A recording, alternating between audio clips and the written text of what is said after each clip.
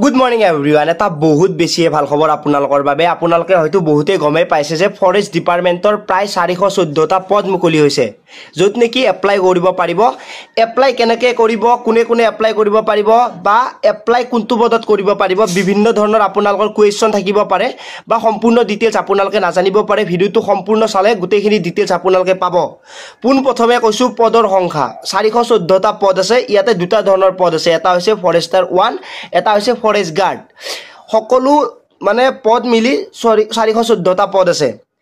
যি দুটা পদ আছে মানে এই দুটা পদৰ বাবে এডুকেশ্যন কোৱালিফিকেশ্যন বেলেগ বেলেগ, আৰু এই পদকেইটাত এপ্লাই কৰিব লাগিব অফলাইন যোগে। অফলাইন যোগে এপ্লাই কৰাৰ বাবে আপোনালোকে এখন ফৰ্ম পাব। ফৰ্মখন ফিল আপ কৰি যি ডকুমেণ্টছ লাগে লগত পঠাই দিলে আপোনালোকৰ তাৰপিছত আপোনালোকক মাতা হ'ব। মানে আপোনালোকৰ যোনে যোনে এপ্লাই কৰিছে সেই ল'ৰা ছোৱালীখিনিক ৰিটেন টেষ্ট দিবলৈ মাতা হ'ব।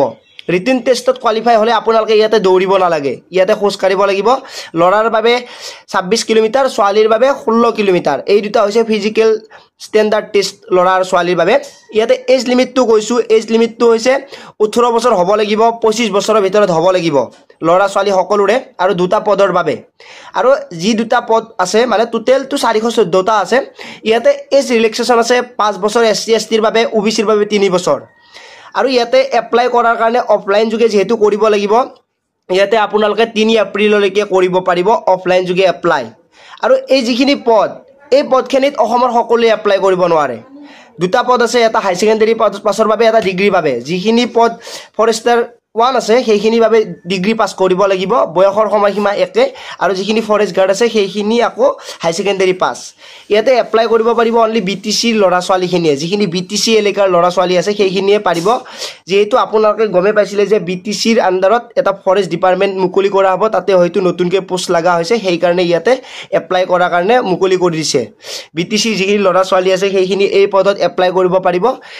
টোটেল পোষ্ট আছে 414টা। অফলাইন যোগে এপ্লাই কৰিব লাগিব। ফৰ্মখন আপোনালোকে পাই যাব, ইতিমধ্যে হয়তো গমেই পাইছে। কিন্তু বহুতে ভাবি আছে আমি এপ্লাই কৰিব পাৰিম নে, এপ্লাই কৰিব কৰাৰ কাৰণে কি কৰিব লাগিব। ইয়াতে বেলেগ একো কৰিব নালাগে, অফলাইন যোগে এপ্লাই কৰিব লাগিব। এইখিনি এলেকাৰ ল'ৰা ছোৱালীয়ে কৰিব পাৰিব। পোনপ্ৰথমে ৰিটেন টেষ্ট হ'ব, তাৰপিছত ফিজিকেল টেষ্ট হ'ব। আৰু গোটেইখিনি ল'ৰা ছোৱালীয়ে এপ্লাই কৰাৰ সময়ত ভালকৈ জানো সম্পূৰ্ণ ডিটেইলছ বহাই আৰু ডকুমেণ্ট যি লাগে গোটেইখিনি বহাই জানো আপোনালোকৰ ৰিজেক্ট নহয়, কাৰণ ডকুমেণ্টছটো ইম্পৰ্টেণ্ট।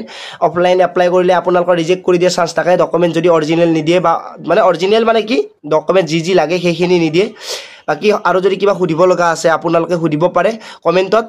ভিডিঅ'টো সকলোকে শ্বেয়াৰ কৰি দিব নাপাহৰিব। আজিলৈ মানে পুনৰ লগ পোৱাৰ আশাৰে মই জিতুমণি। জয় আই অসম।